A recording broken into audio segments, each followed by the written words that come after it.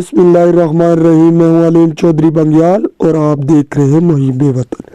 हम आज आपको हवाई ग्राउंड कोटली में लेकर चलते हैं, जहां पे इमरान खान 5 फरवरी यौम यकजहती कश्मीर के सिलसिले में कश्मीरी अवाम से खिताब फरमा रहे हैं।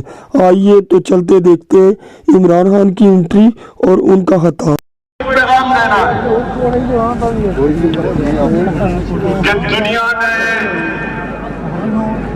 कश्मीर के लोगों से 1948 में वादा किया था। यूनाइटेड नेशंस की सिक्योरिटी काउंसिल की रेजोल्यूशन के मुताबिक कश्मीर के लोगों को हक मिलना था अपने मुस्तकबिल का फैसला करने के लिए। जिक्र नहीं लगे हुए हैं, ठीक है भाई। तुमने कहीं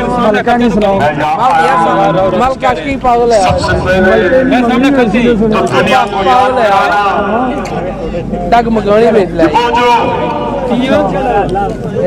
हक दिया गया था कश्मीर के लोगों को, वो वादा पूरा नहीं हुआ। जबकि अल्लाह वाला सिक्योरिटी काउंसिल ने